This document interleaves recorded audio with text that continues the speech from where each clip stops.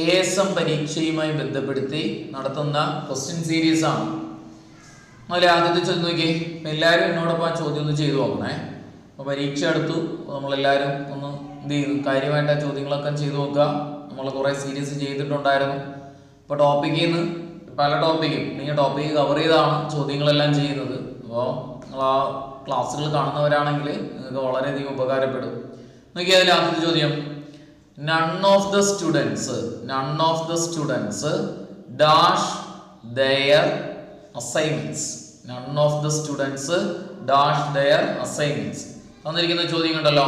അപ്പോൾ തന്നിരിക്കുന്ന ചോദ്യത്തിൽ ഓപ്ഷനിൽ ഹാസ് ഡൺ ഉണ്ട്, അതുപോലെ ഡസ് ഡു ഉണ്ട്, അതുപോലെ ഹാവ് ഡൺ ഉണ്ട്, അതുപോലെ വാസ് ഡൺ ഉണ്ട്. ഒന്ന് ഉത്തരം പറഞ്ഞു നോക്കിയേ. നമുക്കിവിടെ ഉത്തരമായിട്ട് വരുന്നത് ഏതാണെന്ന് ചോദിച്ചു കഴിഞ്ഞാൽ സി ഓപ്ഷനാണ് ഉത്തരമായിട്ട് വരുന്നത്. സി ഓപ്ഷനായിട്ടുള്ള ഹാവ് ഡൺ ആണ്. ഇനി കാരണം എന്താണ് കുട്ടികളെ? നമുക്ക് തന്നിരിക്കുന്ന ചോദ്യത്തില് എ ഗുഡ് ഡീൽ ഓഫ്,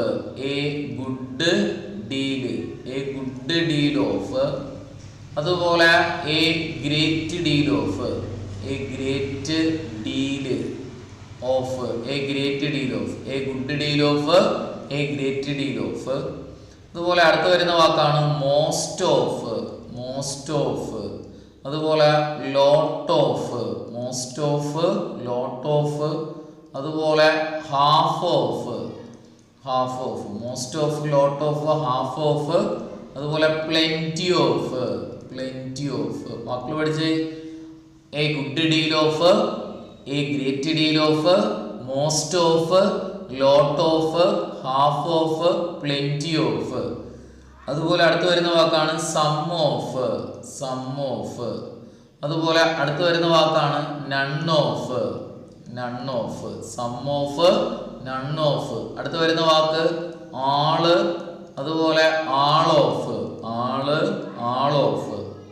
അതുപോലെ അടുത്ത് വരുന്ന വാക്കാണ് 1/3 of.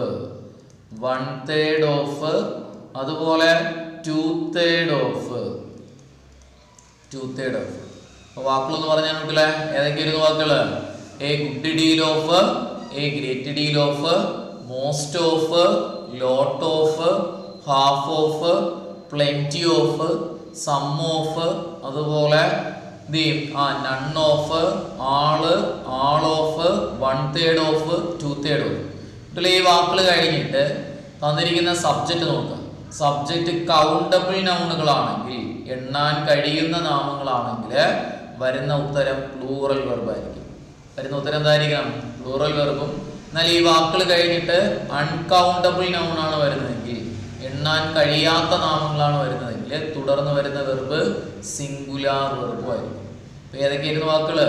A good deal of, a great deal of, most of, lot of, half of, plenty of, some of, അതുപോലെ none of, all, all of, 1/3 of, 2/3 of.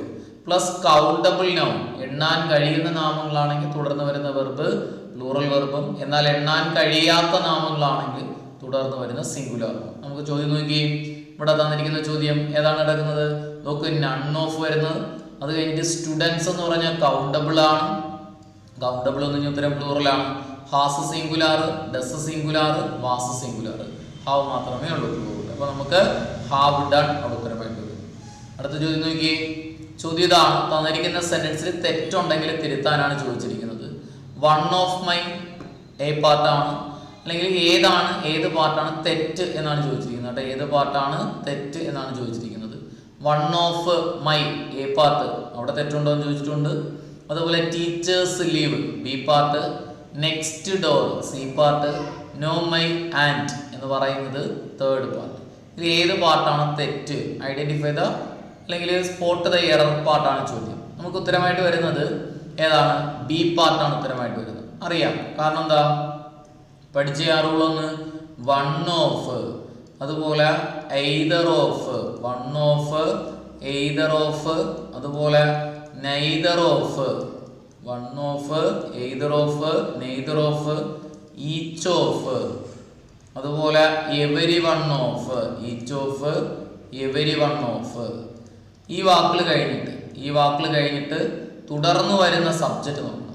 തുടർന്ന് വരുന്ന സബ്ജക്റ്റ് എപ്പോഴും plural സബ്ജക്റ്റുകളായിരിക്കും. ഈ വാക്കിൽ എനിക്ക് തുടർന്ന് വരുന്ന സബ്ജക്റ്റ് എപ്പോഴും എന്തായിരിക്കും കുട്ടികളെ?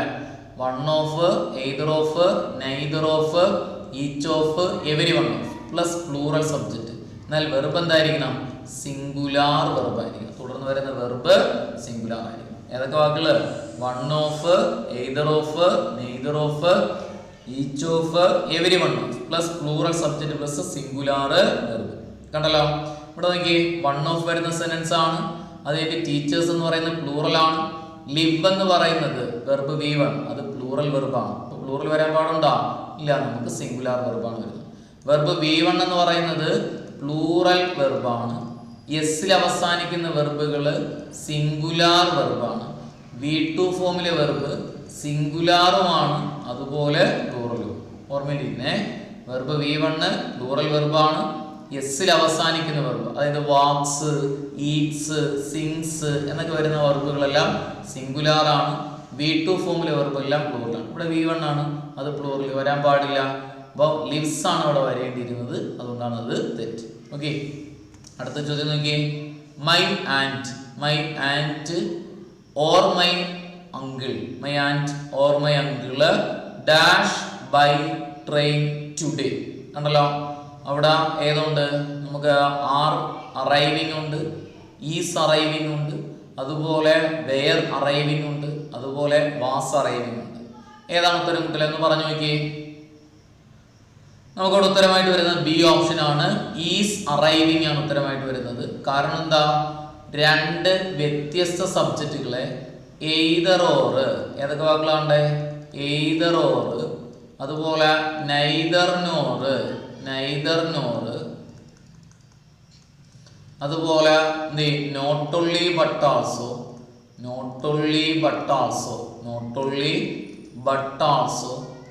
അതുപോലെ ഓർ. വാക്കുകളെന്ന് പറഞ്ഞേ either or, neither nor, not only but also, or.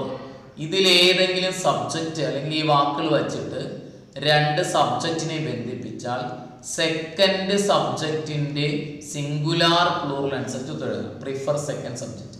അപ്പോൾ ഡാഷിന് മുന്നിൽ വരുന്ന സബ്ജക്റ്റ് ആണ് സെക്കൻഡ് സബ്ജക്റ്റ്. അപ്പോൾ either or, neither nor, not only but also, or വെച്ച് ബന്ധിപ്പിച്ചാൽ രണ്ടാമത്തെ സബ്ജക്റ്റിന്റെ സിംഗുലാർ പ്ലൂറൽ അനുസരിച്ച് ഉത്തരം. ഇവിടെ നോക്കി, ഇവിടെ ഓർ വെച്ചിട്ടാണ് കണക്ട് ചെയ്തിരിക്കുന്നത്. ഇപ്പൊ രണ്ട് സബ്ജക്റ്റ് ആന്റി ഉണ്ട്, അങ്കിളും ഉണ്ട്. നമ്മൾ ഏത് നോക്കി? അങ്കിളിനെ നോക്കി. അങ്കിള് സിംഗുലാർ ആണ്, നമുക്ക് ഉത്തരം സിംഗുലാർ പറഞ്ഞു. ആറ് പ്ലൂറൽ വരില്ല, വേറെ പ്ലൂറൽ വരില്ല. ഇനി ഈസും ഉണ്ട്, വാസും ഉണ്ട്. ഈസും സിംഗുലാർ, വാസും സിംഗുലാർ. ഈസ് കഴിഞ്ഞിട്ട് ഐ എൻ ചെയ്താൽ, വാസ് കഴിഞ്ഞിട്ട് ഐ എൻ ചെയ്താൽ, ഇത് രണ്ടും വരാം. ഇതിൽ ഞാൻ ഈസ് ആണെന്ന് പറയാനുള്ള കാരണം എന്താ? ഇവിടെ ഒരു ടുഡേ എന്ന് പറയുന്ന വാക്കടക്കുന്നുണ്ടാ. ടുഡേ എന്ന് പറഞ്ഞാൽ പ്രസന്റ് ടെൻസ് ആണ്. Is present, was past. ഇപ്പൊ നമുക്ക് വാസ് എഴുതാൻ പറ്റുമോ? വാസ് എഴുതാൻ പറ്റില്ല. ഓക്കെ, നമ്മൾ കോഡ് പഠിച്ചിട്ടുണ്ട് കുട്ടികളെ. സാത്താൻ, SATAN, സാത്താൻ പ്ലസ് ഈസ് ആം ആറ് പ്ലസ് ING എന്ന് പഠിച്ചിട്ടുണ്ട്. സാത്താൻ പ്ലസ് ഈസ് ആം ആറ് പ്ലസ് ING. എസ്സിൽ വരുന്ന വാക്ക് സ്റ്റില്ല്, എയിൽ വരുന്ന വാക്ക് അറ്റ് പ്രസന്റ്, ഓക്കെ. ടീയിൽ വരുന്ന വാക്ക് ടുഡേ, അടുത്ത എയിൽ വരുന്ന വാക്കാണെങ്കിലോ at this moment,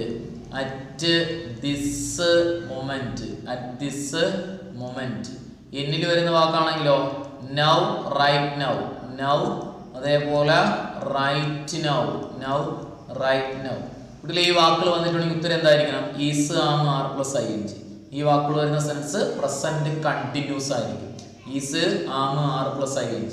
subject singular ആണെങ്കിൽ is plus ING, subject plural ആണെങ്കിൽ are plus ING, subject I വന്നാൽ ആം പ്ലസ് ING. ഇവിടെ കണ്ടോ ടുഡേ വന്നിരിക്കുന്നു.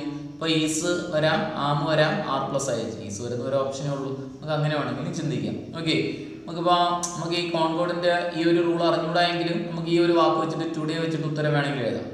മനസ്സിലായല്ലോ? ആറ് വരില്ല, ആർ പ്ലസ് ING അവിടെ ഉത്തരമായിട്ട് വരാം. നമുക്ക് ചിലപ്പം കുട്ടികളാണെങ്കിൽ എന്ത് ചെയ്യും? ഈ രണ്ട് കാര്യങ്ങൾ നമുക്ക് അവിടെ ചിന്തിക്കാം.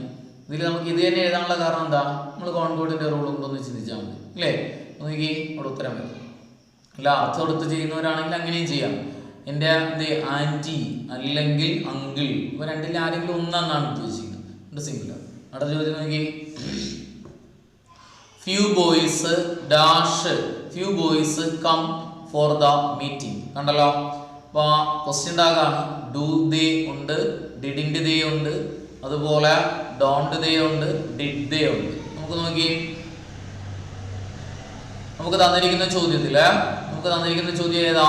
നമുക്ക് ഫ്യൂ ബോയ്സ് ആണ്. ഫ്യൂ നമുക്ക് തന്നിരിക്കുന്ന ചോദ്യത്തിൽ ഫ്യൂ, അതുപോലെ ഫ്യൂ അല്ലെങ്കിൽ എ ഫ്യൂ വരുന്ന സെന്റൻസുകളിൽ നമുക്ക് സബ്ജക്റ്റ് ആയിട്ട് എന്തെടുക്കാം? ദേ എടുക്കാം. ഫ്യൂ അല്ലെങ്കിൽ എ ഫ്യൂ വരുന്ന സെന്റൻസുകളിൽ സബ്ജക്റ്റ് ആയിട്ട് ദേ എടുക്കാം. എന്നാൽ ലിറ്റില് അല്ലെങ്കിൽ ലിറ്റിൽ അല്ലെങ്കിൽ വരുന്ന സെന്റൻസുകളിൽ സബ്ജക്റ്റ് ആയിട്ട് ഇറ്റ് എടുക്കണം കേട്ടോ. ലിറ്റിൽ അല്ലെങ്കിൽ വരുന്ന സെന്റൻസുകളിൽ സബ്ജക്റ്റ് ആയിട്ട് ഇറ്റ് എടുക്കണം. ഒരു മാർക്കും ഉണ്ട്. ഒരു കാര്യം കൂടെ പറഞ്ഞുതരാം. ഫ്യൂവിന്റെ വകഭേദങ്ങൾ അതായത് ഫ്യൂ, എ ഫ്യൂ, അതുപോലെ ദ ഫ്യൂ ഇത്തരത്തിലുള്ള വാക്കുകൾ എപ്പോഴും കൗണ്ടബിൾ നൗണിനോടൊപ്പം ചേർത്ത് വന്നു. ഈ വാക്കുകൾ കഴിഞ്ഞിട്ട് തുടർന്ന് വരുന്നത് കൗണ്ടബിൾ നൗൺ ആയിരിക്കും. കൗണ്ടബിൾ നൗൺ ആയിരിക്കും. എന്നാൽ ലിറ്റില്, അതുപോലെ എ ലിറ്റില്, ദാ ലിറ്റില്, ഈ വാക്കുകളോടൊപ്പം വരുന്നത് അൺകൗണ്ടബിൾ നൗൺ ആയിരിക്കും. ഇനി ഫ്യൂ, അതേപോലെ ലിറ്റിൽ എന്ന് പറയുന്നത് ഈ രണ്ട് വാക്കുകൾ ഫ്യൂവും ലിറ്റിലും നെഗറ്റീവ് വേർഡാണ്. ഫ്യൂ അല്ലെങ്കിൽ ലിറ്റിൽ എന്ന് പറഞ്ഞാൽ ഇല്ല എന്ന അർത്ഥം നൽകുന്നു. എ ഫ്യൂ, എ ലിറ്റില്, ദാ ഫ്യൂ, എ ഫ്യൂ, അതുപോലെ എ ലിറ്റില്, ദാ ഫ്യൂ, ദാ ലിറ്റില്. ഈ വാക്കുകൾ എന്തിനെ സൂചിപ്പിക്കുന്നു? പോസിറ്റീവ് മീനിങ് നൽകുന്നു. എപ്പോഴും ഓർമ്മയിലിരിക്കണം കേട്ടോ. ഫ്യൂ ലിറ്റില് നെഗറ്റീവ് മീനിങ്, എന്നാൽ ലിറ്റിൽ ഫ്യൂവിന്റെ മുന്നിൽ ആർട്ടിക്കിൾ ആയിട്ടുള്ള എ അല്ലെങ്കിൽ ദാ വന്നു കഴിഞ്ഞാൽ പോസിറ്റീവ്.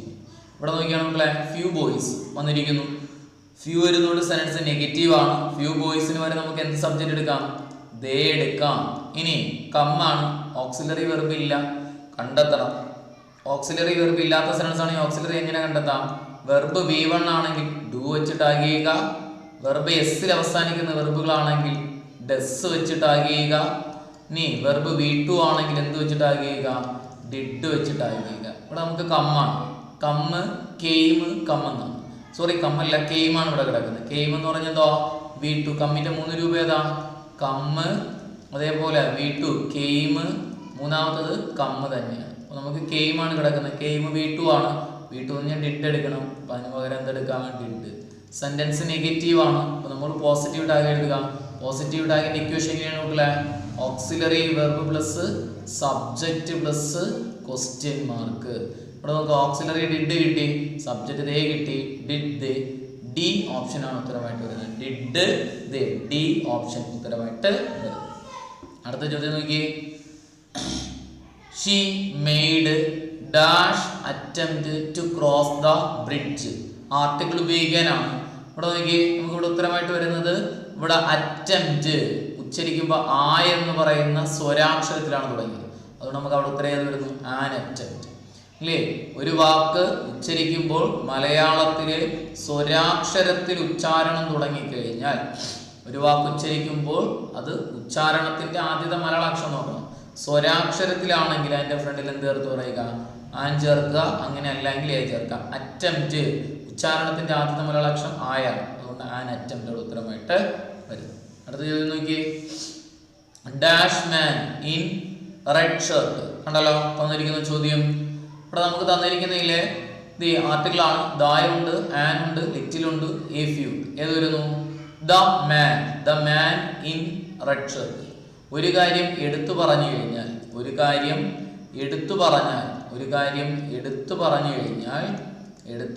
നമുക്ക് അവിടെ എന്ത് പറയാം? പറഞ്ഞാൽ ദാ ചേർത്ത് പറയാം. ദാ ചേർക്കാം. ഒരു കാര്യം എടുത്തു പറഞ്ഞു കഴിഞ്ഞാൽ എന്ത് ചേർക്കാം? ദാ ചേർത്തിട്ട് പറയാം. The man in red shirt അവിടെ ഉത്തരമായിട്ട് വരും. അടുത്ത ചോദ്യം നോക്കി.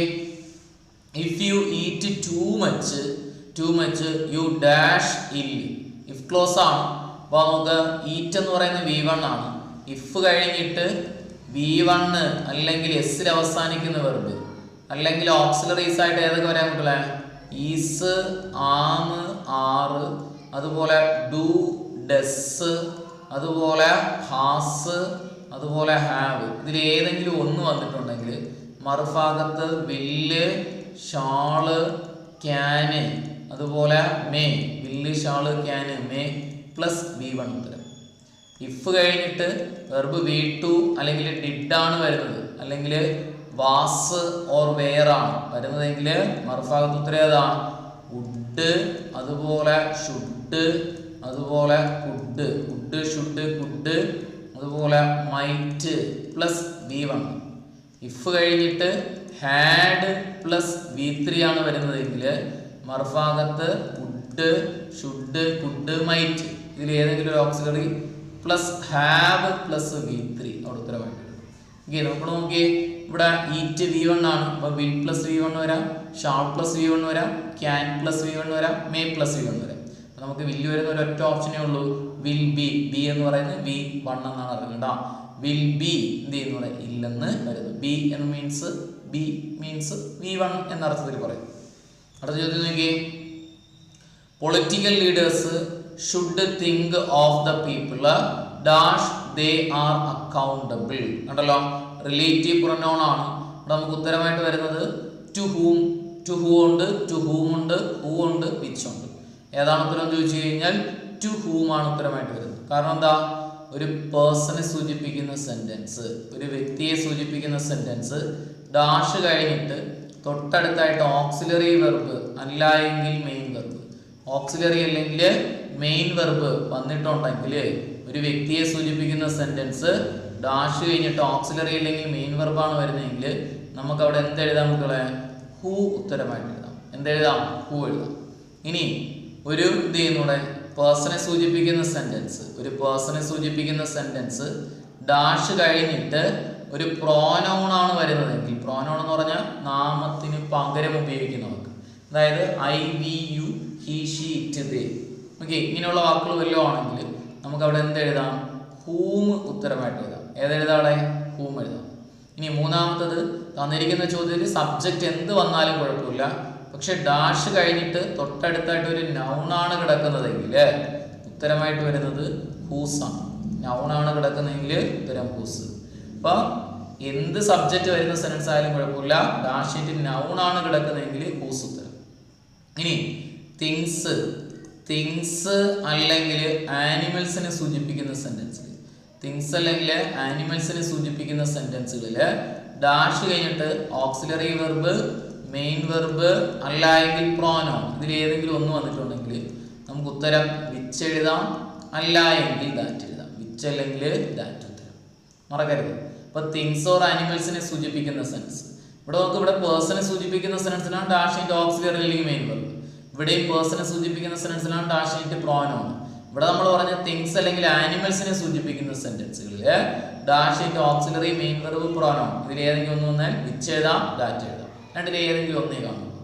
ഇനി സൂപ്പർലേറ്റീവ് ഡിഗ്രിയെ സൂചിപ്പിക്കുന്ന വാക്കുകൾ, അതായത് EST അവസാനിക്കുന്നതോ അല്ല എങ്കിൽ മോസ്റ്റ് തുടങ്ങുന്നതായിട്ടുള്ള വാക്കുകളാണ് സൂപ്പർലേറ്റീവ് ഡിഗ്രി. ഇവയിൽ ഏതെങ്കിലും ഒരു വാക്ക് ഡാഷിന് മുന്നിൽ വന്നിട്ടുണ്ടെങ്കിൽ ഉത്തരം ദാറ്റ്. സൂപ്പർലേറ്റീവ് ഡിഗ്രിയെ സൂചിപ്പിക്കുന്ന വാക്ക് ഡാഷിന് മുന്നിൽ വന്നാൽ ദാറ്റ്. ഇവിടെ നമ്മുടെ ചോദ്യത്തിൽ എങ്ങനെയാണ് കുട്ടികളെ കിടക്കുന്നത്?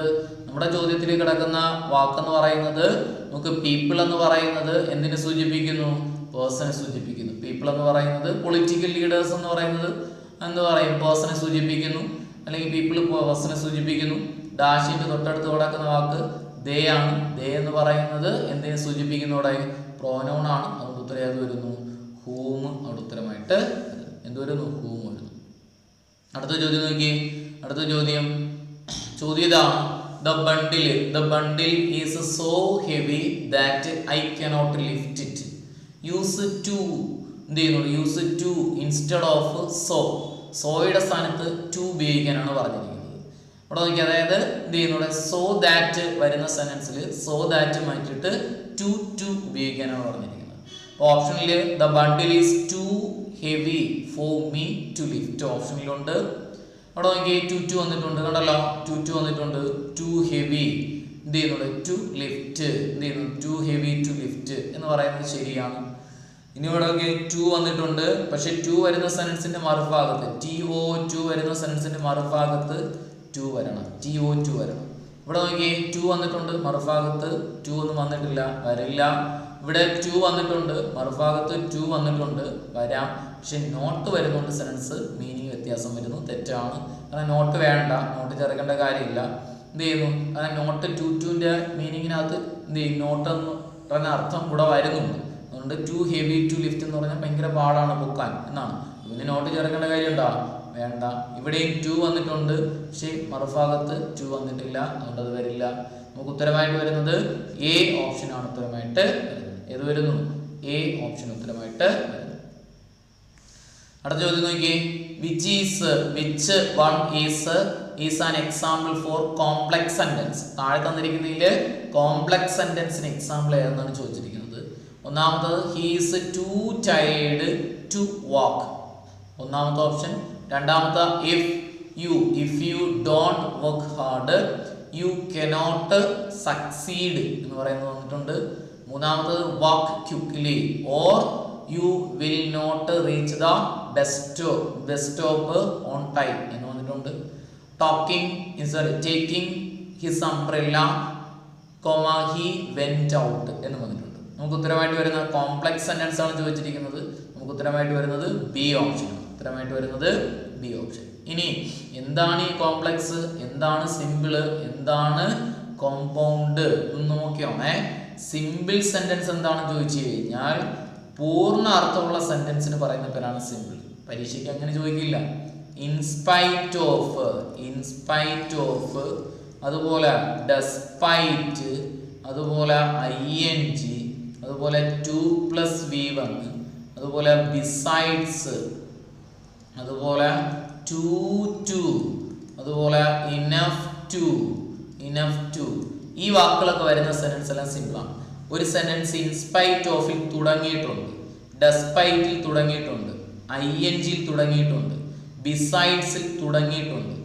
to ഒരു സെന്റൻസിനകത്ത് 2+V1 ഒരു സെന്റൻസിനകത്ത് വന്നിട്ടുണ്ട്, to ഒരു സെന്റൻസിനകത്ത് വന്നിട്ടുണ്ട്, ഇനഫ് ടു ഒരു സെന്റൻസിനകത്ത് വന്നിട്ടുണ്ട്. അങ്ങനെയുള്ള സെന്റൻസ് നമുക്ക് എന്ന് പറയാം സിമ്പിൾ സെന്റൻസ് എന്ന് പറയാം. നമുക്കിവിടെ to വരുന്ന സെന്റൻസ് ആദ്യത്തെ സെന്റൻസ് ഉണ്ടോ? to വരുന്നതാണ്, അതുകൊണ്ട് അത് സിമ്പിൾ സെന്റൻസിന് എക്സാമ്പിൾ ആണ്. ഇനി രണ്ടാമത്തത് കോമ്പൗണ്ട് സെന്റൻസ് ആണ്. കോമ്പൗണ്ട് സെന്റൻസ് എന്ന് പറഞ്ഞാൽ രണ്ട് സിമ്പിൾ സെന്റൻസ് ചേർത്ത് പറഞ്ഞാൽ അതിനെ കോമ്പൗണ്ട് എന്ന് പറയാം. പഠിച്ചാൽ മതി. ഫാൻ ബോയ്സ് എന്ന് പഠിക്കുക, FANBOYS, ഫാൻ ബോയ്സ് വരുന്ന സെന്റൻസ് കോമ്പൗണ്ട് ആണ്. F4, A എന്ന് പറഞ്ഞാൽ ആൻഡ്, N എന്ന് പറഞ്ഞു കഴിഞ്ഞാൽ നോർ, B എന്ന് പറഞ്ഞാൽ ബട്ട്, O എന്ന് പറഞ്ഞു കഴിഞ്ഞാൽ or, Y means yet, S means so.